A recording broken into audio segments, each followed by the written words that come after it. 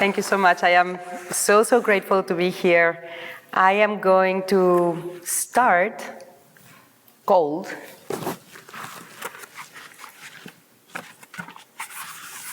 Musnipol y la mar, all because the sea ate the beach. Careyes, hundreds of meters of sand in all directions, warmth of talcum powder between our toes, where we dug ourselves up to our necks, played war, climbed on cliffs, and dove, where we rode the waves, our parents unaware, to where our feet could no longer reach. The sea held and sustained us. The sea was always there. But one day the machines arrived. They drove piles and built walls dressed in hibiscus and bougainvillea. They erected towers, dug pools bluer than the ocean blue. They named Hotel Careyes after the last hawksbill nesting on its beaches. The paradise of delight was open to all who could pay. Everyone smiled and dispersed pictures of the nation's heroes on little papers. And the sea churned. It bellowed its ire at the stone that was not stone, the glued-up gravel. It licked the cement. It spat at the walls, spewed insults of seaweed and jellyfish. It rose, ate a centimeter of beach. The next year, one more. Erosion, pronounced the solemn engineers, rushing to reinforce the levees. The sea hurled waves. It invaded the lobbies of luxury hotels. Its irate hurricanes inundated the polished floors, stole Persian rugs. When it shattered the windows of jewelry stores, rivers of pearl and coral returned to sea. The wind kidnapped dogs from the laps of distinguished ladies who, ¿de dónde nos visitan? Such was the clamor in the paradise of Hotel Careyes and resort, until one day, exhausted from holding tons of steel and cement, the sand renounced her destiny as blonde Atlas, abandoned herself to the depths, and let the great blue cover her. Under it all, sea and sand, remember that before time was time, she, the enormous, had been alone, round, weeping, her blue solitude. The sand's return also saddened Musnipol, the oldest turtle in the world, because in the beginning only she had pitied the great blue. With her 7 lute strings on her leather bag, the lone mariner had descended to the depths and murmured songs into the great blue's ear. The leatherback promised the sea a companion, firm and joyful. She took a clump of sand and carried it to the surface. She took another clump and another. Clumps created mounds, hills, mountains. That is how Mother Musnipol presented the great blue with a warm companion to caress with her waves. She gave us a home where we could walk, climb, dwell. She gave us earth, but we broke her, and earth returned to sea. So that's the preface. And now I want to greet you all more formally and say Happy Day of the Dead. Today is the Day of the Dead in Mexico, and I felt so welcome when I realized that the library is right next to the cemetery. We even had some time to walk, and it was lovely. You might know that Mexicans, we really celebrate the dead, and it's a very special day for me. I want to do some thanking. I want to thank Jason Pelletier and the staff of the Vermont Humanities Council who believed in me and support my work, to Paige for a wonderful welcome, and to everybody here at the library for hosting me, and for Mark, who is here also, making me famous around the world.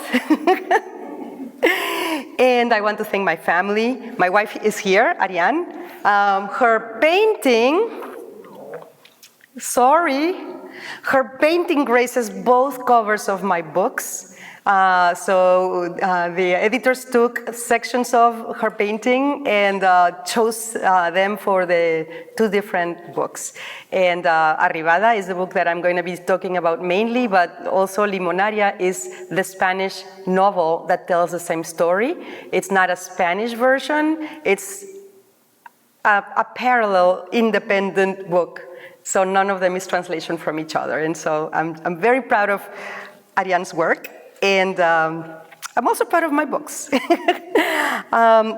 Thanking also my kids who go and come whenever they can to support me. And thank you all for being here. I'm just grateful. So my novel Arribada is based on Mexican coastal towns, such as La Paz, Puerto Vallarta, Mazunte, but chiefly Mazatlan. Mazatlan is very special in my heart. I did not grow up there. I grew up in Guadalajara, which is a landlocked city. But my family normally spent vacations in Mazatlan. That's my dad's hometown. And we enjoyed the dunes, the waves, the seaside walks, the things that you saw in the little introduction that I just gave you, the sight of ships from everywhere, the evening skies ablaze, the lighthouse. My last visit as a youth included a Christmas party at a seaside mansion, a bit like this. Here's the book.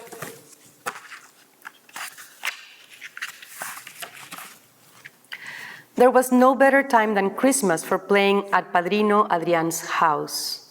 After the hurricanes, the protective slats came off from the Art Deco windows, letting the breeze perfume the drapes, the Manila shawl on the grand piano.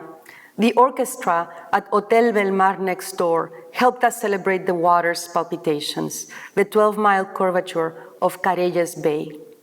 As little kids, we ran in a pack. We rolled on the silken dunes of Playa Carelles, climbed the slopes of Adrian's lawn, talked to the dragons and the peacocks of his topiary trees. Then we walked up the stairs to the terrace. There, we stopped at the balustrade, carved with seashells, dragons, and mermaids.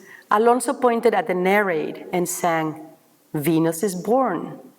The seahorses pulled her scallop across the ocean.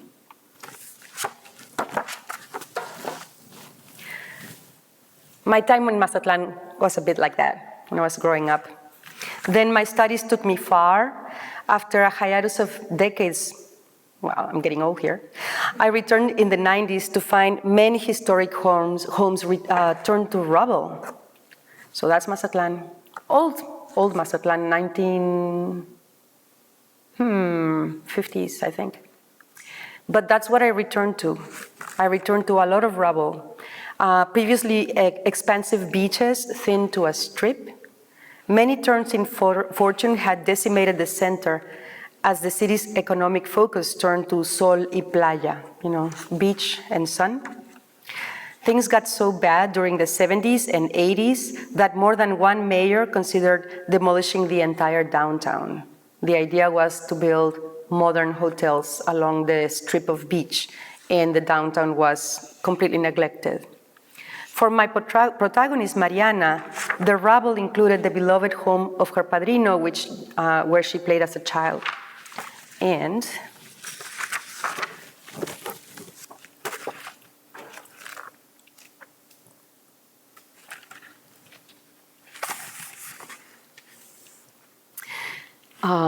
here she is, seeing it for the first time after a long time. We stopped at the entrance of Hotel Carelles. "Is this how Menard made his millions?" Mariana asked. "His first millions," I said, "but not as many as he would like. Padre died before he could buy the rest of the lands, He says he never got enough for the resort he wanted. The others stole his idea and built it first." Mariana did not say anything. "Papa used to say tourism brought the goods, other things too." We circumvented the building and reached the sea. We sat on a malecon bench under the coconut tree, facing the construction site. A tangle of bulldozers, diggers, and cranes sat under the billboards. "Hotel Carelles, the dream at last," they said. The main structure of the building was complete, 20 stories of wall on the street side. On the seaside, rows of arched balconies overlooked the ocean. Why would the wall on the town side not have windows? Mariana asked. I clicked my tongue. You think tourists want to look at ayotlecos? They'll surely add some bougainvillea for local color. It's not all bad, Mariana. This project means jobs. It's just the idea of the all-inclusive. I wiggled my fingers like a witch luring children. Come on, little tourists. Then I growled, down with the drawbridge, guards. As if they had heard me, the actual guards at the entrance of the site puffed out their chests, repositioned their rifles. A flock of seagulls took flight toward the McDonald's. So they're building a hotel expansion on the town beach, said Mariana. Because? Prime real estate, downtown, yet on the water. And apparently the price was right. And I changed points of view. So the two women stood up. The younger one, that's Mariana's younger sister, took the beautiful one's hand and walked her toward the construction site. The guards leered at first, but lowered their gaze when they recognized them. Luisa led her sister down a pathway between the construction and a ruin. They finally stopped at a broken wall. Luisa blew the dust away to reveal carvings, the nereids and seahorses of their childhood. Mariana's eyes darted between the wall and the broken glass. Was she expecting stained glass windows and billowing organza? What she saw were slumping roofs, hanging vines, swallow nests. Sitting on the carved scallop shell at the feet of the nereid, a kitten gnawed on a lizard's carcass. Mariana's face aged. Incredulity, surprise, outrage. She shouted, "This is not Adrián Landeros' house. His house is next to the Hotel Belmar, that way." She pointed to our neighborhood. I gazed at her and pointed to the construction site. That was Hotel Belmar. Then I pointed to the ruin. This is his house. Her milky lips trembled. That was in some ways my experience, but what I did not know then in the 1990s, when I was having my Mariana moment, is that Mazatlecos, people in Mazatlan, were quietly working to rescue their historic jewels. And now we can see the amazing results everywhere downtown. My story includes the Ángela Peralta, which is a 19th century opera house that in the 1980s looked like this, and now looks like this. Very beautiful. Very beautiful. Oops, that's later. My stories spring from the pain of loss, but like Mazatlan, they are full of hope. For me, hope began with a little turtle I saw hatch where I least expected it, not under full moon, on a protected area, a nature preserve, but on a touristic beach next to a hotel in plain daylight, next to my family. It was a bit like for my protagonist, Mariana, and here she's 8 years old next to her uncle, Alonso.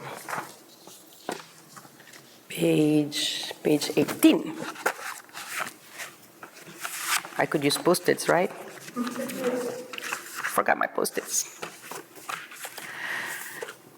A child's world is enormous. Ours was sand, salt, water.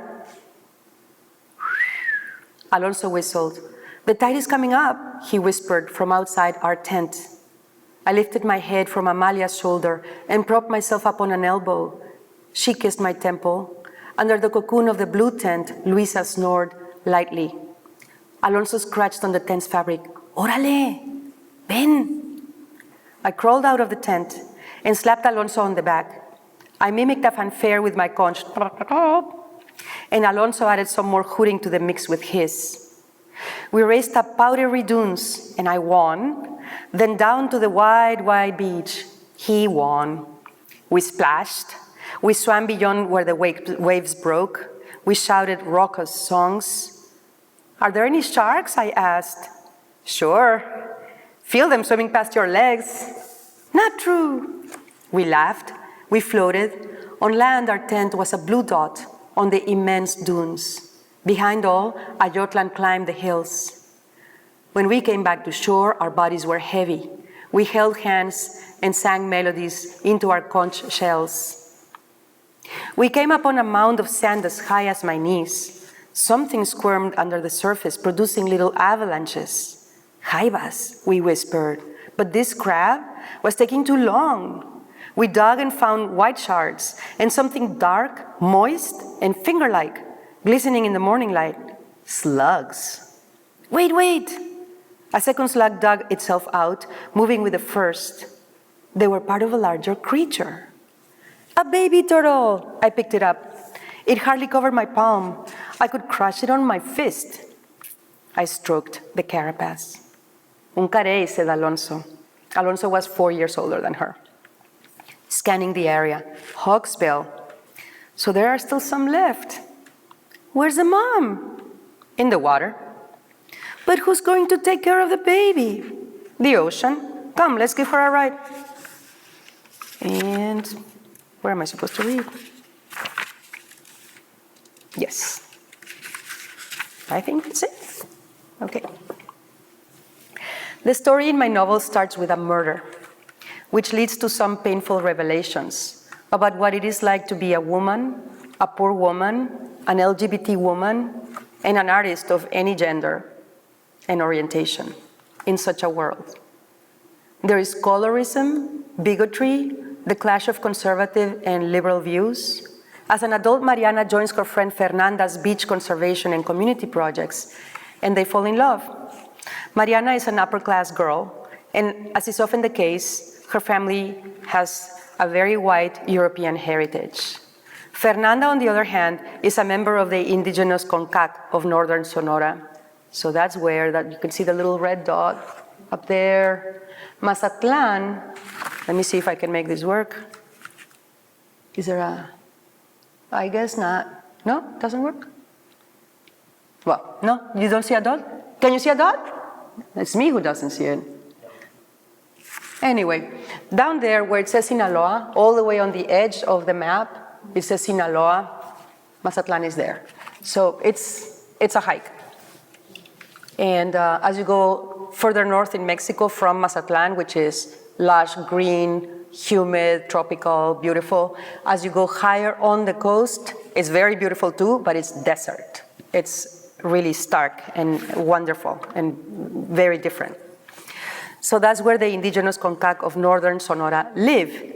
And you might imagine how Mariana's mother reacts when her blonde girl falls in love with another girl and from such a different background. Fernanda is a biologist working to protect sea turtles. Set in 1990, the novel tells the story of the international sea turtle hunting ban and how many of the working class people who used to do the hunting turned around and started protecting the animals. They were led by the likes of Fernanda, whom we see here with Mariana after a night's work protecting the turtle nests. 209. Here. The full moon bestowed a fantastical glow on the vast beach. Fernanda and I would spend the night monitoring turtles. We had flown into Oaxaca City, taken a 14-hour bus ride to Pochutla, and then bounced in the bed of a pickup truck over the pothole road to Mazunte. And Mazunte is not in Mazatlan, not near Mazatlan. It's in Oaxaca, which is all the way in the south of Mexico. Some 20 of us stepped out of trucks in hushed excitement. Everyone wore long sleeves and pants despite the humidity. Some covered their faces in mosquito netting that gave their heads eerie elephant shapes. No perfume or insect repellent on this date, Reina, Fernanda had told me. She ran up a dune. At the top, she threw her arms open and shouted, "Do you know what Mazunte means?" Please lay eggs. It will be an orgy. Indeed, that night, the golfinas, and that's a type of sea turtle, staged a reproductive fest. By the time we reached the intertidal zone, the widest I had ever seen, the little hookers were busy. This is explained elsewhere in the book. Golfina is the informal name for olive ridley sea turtle in Spanish, in Mexico. Golfina, and golfina is a little hooker, that's what it means. So the little hookers were very busy. Golfina, I yelled. The turtle covered her nest, turned around, and labored toward the water. I was moved. This turtle had come to the place where she was born, a link in the chain of life from the beginning of time.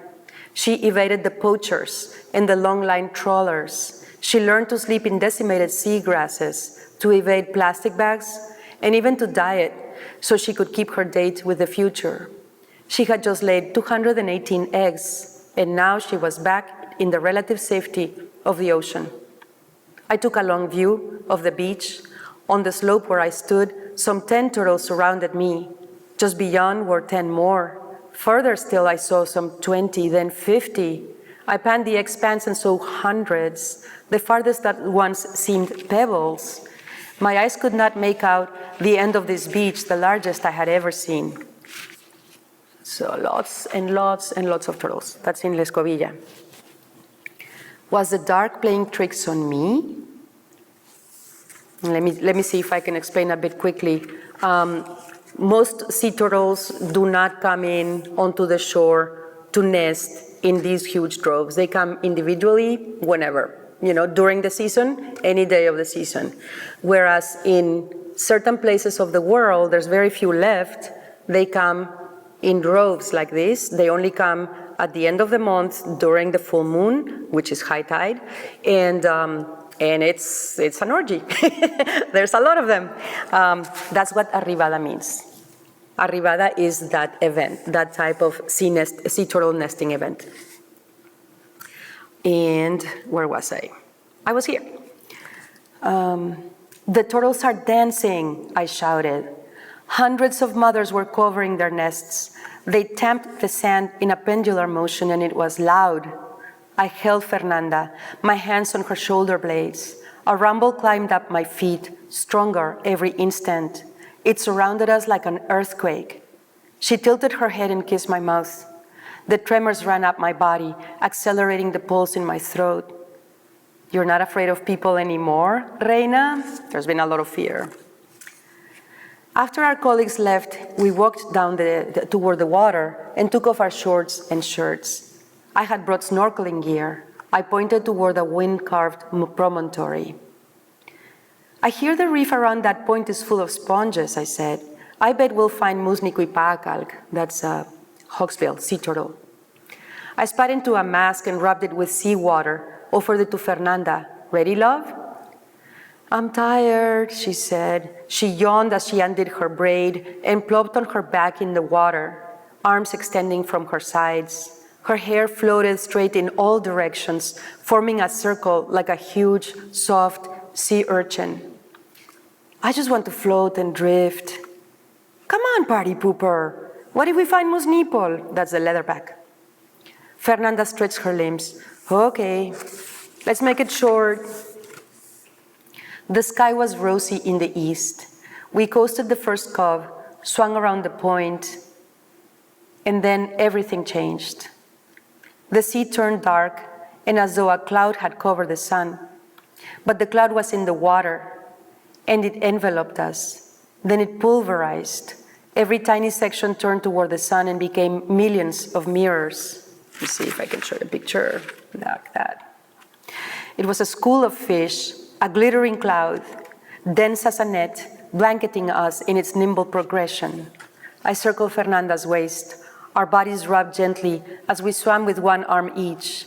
Around us, an entourage of shooting stars, eddies upon sparkling eddies, making more, smaller eddies, and those more. They were showing us the way. We followed them along the coast. I pulled Fernanda gently along. We slowed down, and the fish did too. Fernanda came to the surface, took her mask off, and yawned. I can't. I'll see you on shore, love. I took my mask off too. I held her and kissed her like the first time. We stopped moving for a moment and we dipped, kissing underwater. Around us, the fish made a circle of light. Then Fernanda swam away and the silver cloud parted, some going with her. As I went around the point, the other cloud followed me. In the ocean, we were always together. I swam through the river of light, and then I caught my breath. There rushed Golfina. Lost in the dance of silver, the turtle flew, her fins like wings, entangling dainty fish in her turbulence. She browsed the coral, unconcerned with the glittering sea or with me. I came up. Fernanda, Golfina! I listened for her. I heard the breeze. With her shining entourage, the turtle coasted toward open sea. One stroke of her graceful fins took her farther than many of my kicks. I raised my face again above water. I called, I swam, I followed Golfina, and the fish followed me. I looked. Fernanda had to be somewhere. I swam around a boulder into a small valley of sand and grasses surrounded by rocks and coral. The cloud of fish led me to long, black strands of seagrass floating from the floor 5 feet below. I dove to reach the source of the caressing strands. The fish parted in whirlpools of light, and a scream grew inside me. On the bed of swaying grass, Fernanda rested, her gaze penetrating my heart. And you'll find out if you read the book what happens. In the world of my novel, natural and cultural worlds collide, face the risk of disappearing, and fight to sustain and recover. An example is in Mazatlan's historic center are some lovingly kept facades that are just that. A peek through exquisite windows often reveals empty lots and open sky. You can see there. So it's the same. You see this building here, there's nothing behind it. Right? Not all of them. Some of them are perfectly well kept, etc. But that pink one, nobody lives there. This one, the one to its left here, neither. It's hard to tell. We took a lot of peeks. Where am I? Yeah. Trees have colonized many buildings, just as they did with the Angela Peralta Opera House that I showed you. This is the Opera House in the 70s. And this is the stage of the theater. So there's the trees. Unchecked, the roots break walls and tiles, and their limbs soar through roofs. This is one of my favorite places in Mazatlan. But the city is perhaps greener than before, with many gardens bursting beyond the walls that used to contain and keep them secret.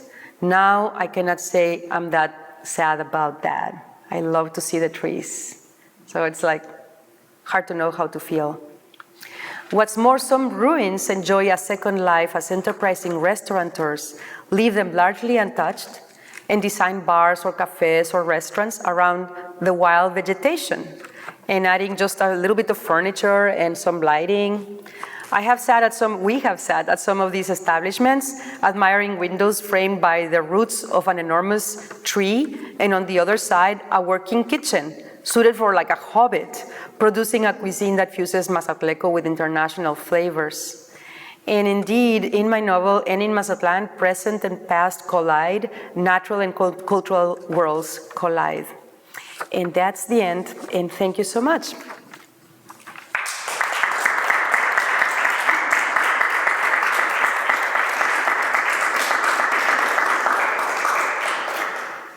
Thank you so much. I would be happy to entertain any questions you might have. Yes? Excuse me, the first time I heard the word Mazatlan was one of my favorite moms sent me a yellow bottle of turtle oil. A yellow bottle of what?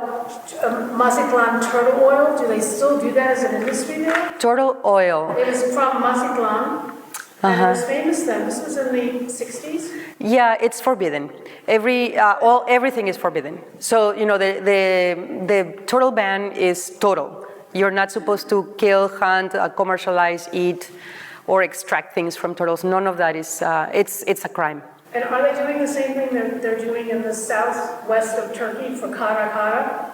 The turtles are getting misdirected by hotel lights. Yeah. After they lay the eggs, instead of going to the sea, they go towards the hotel lights. Yeah. Are they doing the same thing? A lot. Yeah, that's why the places have been lost, because of the presence of human presence generally, especially for hotels. The lights are terrible.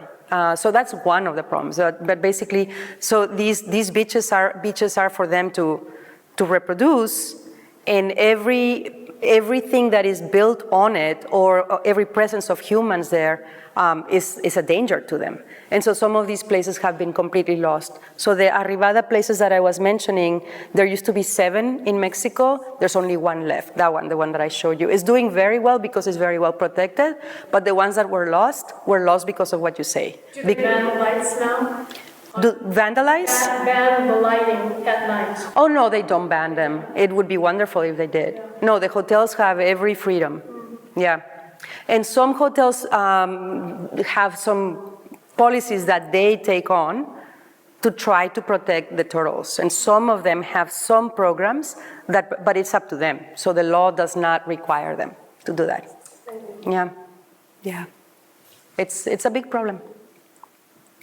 So the book is set in the 90s, and you said that at the time that the book is set, there were 7 of these beaches, and that was a significant loss already, and now it's gotten sort of worse. But the book is very hopeful in many ways. So how did you choose the time that you wrote it in, and how would the story be different if it were happening now? Yeah, excellent question. So I chose it's 1990. The period is 1989, 1990, and I chose that because that is the pivotal moment. That's when Mexico joined the international sea turtle hunting ban, and that's why. You know, I was very interested in seeing the change of people's attitudes. You know, in Mexico, it's just really hard. This is a very complex problem because sea turtle was a food that people ate, just like you eat fish or chicken, or sea turtle was part of the Mexican diet of people in the coasts, especially. I ate it as a kid. So going from that to having your livelihood obliterated for the fishermen, that was a problem. So what were they going to do? And so my novel is a lot about that. You know, how do they deal with that? How do they become resilient and try to adapt to the new times? And some of them decided, and this is true, they decided to protect the turtles, and they do it in many different ways. Some of them have ecotourism outfits, or they partner with biologists who are studying them and taking care of them, etc. So there's many things that began changing. And I showed you the picture of Mazunte natural cosmetics. That's one of the topics in the novel. So that's what they do. This happened in Oaxaca, but in my novel it happens in Ayotlan, which is a fictional composite of these different towns. And so basically they decided to create an industry of organic and natural cosmetics, and to sell that instead of sea turtle meat. So these are different ways in which people, faced a crisis, an economic crisis for them that was created by the need to protect the turtles, which is, of course, very important. And so that's why I chose that moment, because I felt that this is the place in time where you can see those decisions being made. And so I thought that was very hopeful. And if I wrote the novel set in the 2020s, how would it be? I'm not sure what kind of story I would tell, but things have improved. Not everything has become worse. Some things have gotten worse. But I wish I had time, because if I have time, I'll show you. So that place that I showed you with a picture of the many, many turtles, they have been counting how many turtles come every year, and this year has been a record breaker from since the 1960s. 1960s was the peak of production of that place for sea turtles. There used to be a slaughterhouse right there on that beach because they come, right? And so the peak of production of sea turtle meat was in the 1960s. That's when more turtles came than ever. And then, of course, those numbers began waning because the more you hunt, the fewer there are. And now, the numbers that they have now are higher than in the 1960s. So this is lovely. This is amazing. And it's because of very active protecting them. You know, it's not like, let's just like leave them alone and they'll be fine. No, they have to be protected with guns, with the army, with the police. There is active efforts being made by the Mexican state to protect them. Not only the biologists, not only the people who, heal them when they're ill, etc., but also, there has to be laws and real accountability, otherwise no. And so I don't know what story I would tell, but those would be some of the elements that would be there, I think. Yeah, I have to think about them. Yes? Excuse me, I missed the point. The slide with the faux edifice that's nothing behind it? Is that just for the continuity of the architecture, and are all the other buildings that are not faux functional? There is everything, you name it. So some of them, the downtown of Mazatlan right now has been restored beautifully. It's taken care of very well. All the facades of the houses, there's a budget by the municipal government to keep these facades in perfect shape. There's beautiful lighting, there's a beautiful paving, everything is really nice. Are they real behind? Behind them, some of them have real houses where people live. Some of them have restaurants. There's a lot of commerce. There's a lot of stores. It's a touristic area. And some of them are empty. Behind them, like the billboard sort of piece. Yeah, well, it's the wall of the former house. Everything else fell, but they kept the wall because the government and the inhabitants have they have this as a value. They want to show a beautiful place that people want to live in. And the hope is that somebody will buy that plot of land and build a house behind the wall. Okay. Yeah. But there's so many houses, and you name it, there's everything. Some of them are old and barely kept livable. Some of them are perfectly renovated. Of course, the laws require that the outside of the house looks as originally. Those are, historic monuments regulations. Do they sell land to foreigners? Do they sell what? Land to foreigners? Yes, unfortunately. And I say that way because that creates another problem, which is gentrification, right? And so, we feel like foreigners when we go there. I'm Mexican, but I've been here for 26 years. My wife is Dutch. She's not Mexican. And, we would love to live there. That's where we want to retire. But then, it's this thing of, it's just really hard to know what to do.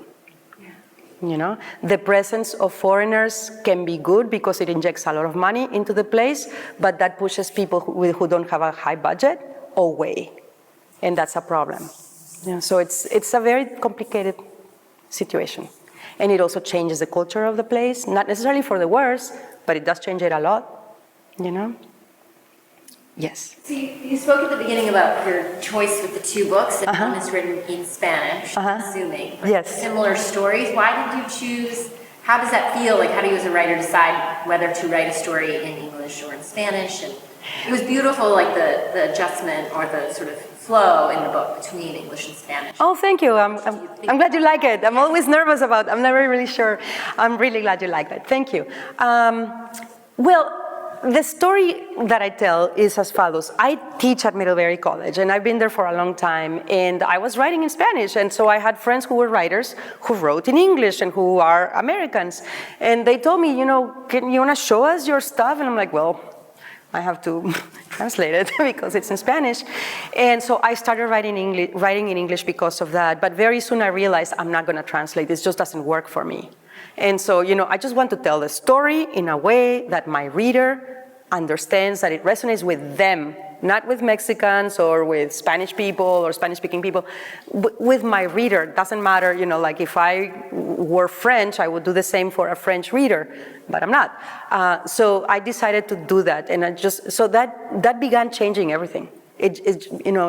When you have a reader in mind, at least for me, it just changed the way I had to tell that story. So it had to have, every aesthetic choice had to be made again. Does this metaphor work? Does this simile work? Are they going to understand what I'm talking about? The cultural reference, do they get it or not? Well, maybe I have to help them out a bit. And so I add little explanations as subtly as I can of those cultural references. And that obviously in the Spanish version, I don't need that. And so there's no English words in the Spanish version, whereas the English version is full of Spanish words and other languages as well. So those are like complications that I faced, and I just decided, okay, I'm not, this is not a translation. So the works were like that in parallel. So chapter 1, 2, 3, 3, like that. Yeah. It's been interesting. Yeah. And then so I just published the English novel I published at the beginning of this year. The Spanish novel just came out just like a month ago. And when I was working on the final edits, etc., the title was going to be Arribada, and I'm like, I don't think so. I think this is really someone else. This is a twin, and it's not the same. So she has to have a different name, and so I changed the name. I titled it Limonaria because of that. Yeah. So that's one example. Yeah. Yes. I wonder if you could share with us, now that you mentioned the title of the English book, if you could share with us. So Arribada means it's the biological phenomenon of this massive arrival. Mm-hmm. It's more things than that too, isn't it? Yeah. Then Limonaria, the Spanish has a, I don't know if you could share. Both titles, or? Put them next to each other. Yeah, well, Arribada, of course, it means all that, the sea turtles, it's a beautiful thing that I have never seen. I've only seen it on videos, etc. It's really hard to go there. It's forbidden, so you have to have special permission, etc. You have to be there at the right time and place, and it just hasn't happened for me. So I would love to see that. So Arribada was a natural choice, right? It means so much, and it also means many other things. It just means arrival. And it's a book where this girl who lives in New York, actually, she's a music student, and she's just, living the life in New York City, being young and independent and having a blast, must return home on an emergency basis because her uncle has gone missing. That's what's happening, And so the mom is also in crisis. She has a health crisis because of that, and so the family is in a shambles. And so this is another arrival, and there's many others. So Arribada felt just right. It's many arrivals. In Limonaria, I chose it. Well, that was actually an original title that I had. That was the original title of the novel. And so the reason why I had it was because Limonaria is a type of tree that I think it's called orange jasmine. So it's a jasmine tree, it's a type of jasmine that has this citrus, beautiful smell, and in Spanish it's Limonaria. It has no lemons, it's not a lemon tree. And the reason for that in my novel it's part of my family lore. And so there's a lot of stories about my family in the novel, and this one particularly is as follows. My dad says that his aunt, so that's my great aunt, they were all beautiful. All the aunts were beautiful, like movie stars, like really beautiful. And this one was the most beautiful of all of them, but she would not get married. And so she was hitting 30. So she was 29 years old or around there. And, this is my great aunt. So, I'm 59. So talking about many years ago. And her mom was very worried about all this. And she's decided, okay, this tree has to go, because this tree, there's no fruit in this tree. This tree only grows in spinsters' houses. So it goes. And so she had it cut. And like a month later, a guy shows up and eventually marries my aunt. And so, yes, you know, it worked. It was great. Yeah, and so in my novel, the mom is trying to do that. You know, she's trying to marry her daughters off, you know, and, you know, all they do is dilly-dally and play piano and do art. And no, you need to find a boyfriend and marry somebody quick before you have a shelf life. And so she's pushing them this way. And of course, you know, like my protagonist is not interested, you know, she's just not interested. First, she wants to be free, and secondly, she happens to fall in love with a girl who is very different from what her mom had in mind. So that was not gonna work. And so the tree for me is both those things. It's the pressure that the family exerts on the younger generation, specifically on women. You know, they have to control, they feel that they have to control their lives in order for them to have some kind of a success. And at the same time, it also means the freedom. You know, so this girl wants to be free and doesn't want the tree to go because she grew up playing on this tree, you know, climbing it and, you know, being free and having a good time. So Limonaria just felt right in a very intimate way. So it's a different thing. I like both, and so I said, okay, one for each. One title for each. Yeah,